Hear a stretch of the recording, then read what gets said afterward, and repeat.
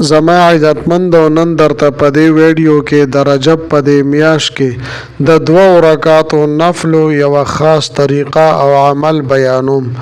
دا ډیر آسان نفل دی او طریقه ډیره زیاته اسانه ده. زما عزتمندو په دې میاشت کې نفل کول یو خصوصي فضیلت لري. دا نفل د ګناهونو د معافی ذریعہ جوړیږي.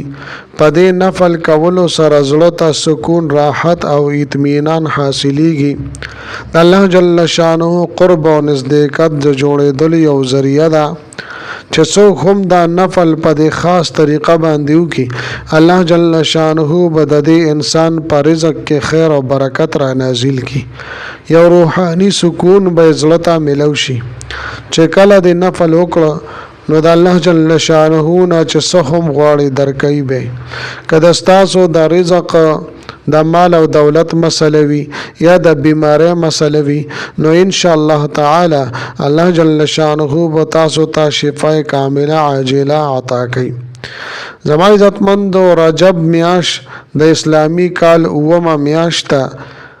دا د هغه مقدسو میاشتو نه څلورمه میاشت ده چې د هغې ذکر په قرآن کې راغلی دی، چې دې ته د حرمت والا میاشت هم ویل کېږي. زما عزتمندو، د رجب مطلب دا دی، د دې معنی دا ده اهتمام کول، عزت کول. چونکه په دې میاشت کې جنگ او جدال منع دی او د نیکو اعمالو کولو ثواب زیات ورکول شي.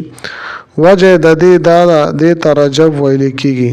کله چې دا میاشت راوختله نو نبی پاک صلی الله علیه و آله وسلم به دعا فرمایله: اللهم بارک لنا فی رجب و شعبان وبلغنا الی رمضان. زموږ عزتمندو، د دې معنی دا ده چې یا الله تعالی مونږ ته په رجب او شعبان په دې میاشتو کې برکت واچي او رمضان ته مونږه ورورسي. بهر حال زما عزتمندو، د رجب د میاشت د الله جل شانه په نس یو مقدس او بابرکته میاشت ده چې مونږ دا موقع ضایع نکو، ځکه چې دا موقع بیا چرته په کال کې په مونږ باندې بیا راځي. نو زما عزتمندو، که چېرې مونږ په رزق کې خیر او برکت غواړو، په کور کې خیر او برکت غواړو، په ژوند کې خیر او برکت غواړو، د ګناهونو معافي غواړو، نو دا خاص عمل د 2 رکعاته نفل چې کوم زه تاسو ته اوس بیانوم، دا تاسو نه پاتې نشي.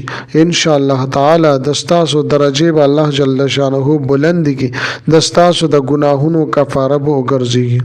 لہذا زما عزتمندو، دا 2 رکعاته نفل ډیر په اهتمام سره روزانه تاسو کوئ، ځکه چې په دې باندې ډیر زیات لږ وخت لګي، لیکن فواید او ثمرات او برکات ته ډیر زیات دي. زما عزتمندو، زه تاسو ته مکمل ترتیب او طریقې کار بیانوم، خو د هغې نه مخکې تاسو ټولو ناظرینو سامعینو په خدمت کې دا درخواست دی چې تاسو هسې هم ویډیو ګورئ، په اول ځل باندې مو زما د دې چینل وزټ کړی وي او دا چینل مو لا تر اوسه پورې سبسکرایب کړی نه وي، نو برای مهرباني دا چینل سبسکرایب کړئ.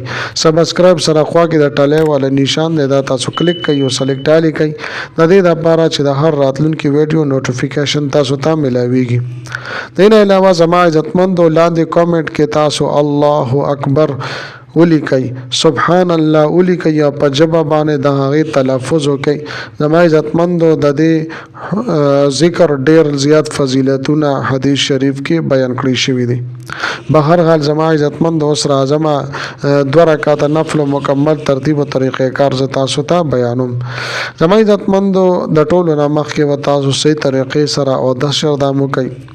چې کله مو اودس اقدام وکړو نو بیا به 2 رکعاتو نفل نیت په تاسو تړئ. خو زما عزتمندو، دا نفل د نورو نفلونو نه بدل دی. د ټولو نه مخکې به تاسو سبحانک اللهم ووایئ، بیا به الحمدلله رب العالمین وللضالین امین پورې به ووایئ. د دې نه پس به د الله جل شانه د 2 نومونه دي، یا الله یا رحمانو، دا به تاسو 10 پیرې ولولئ. بیا به قل هو ورپسې نه وایئ، بلکې رکوع ته به تاسو لاړ شئ، سبحان ربی العظیم دا به تاسو ولولئ.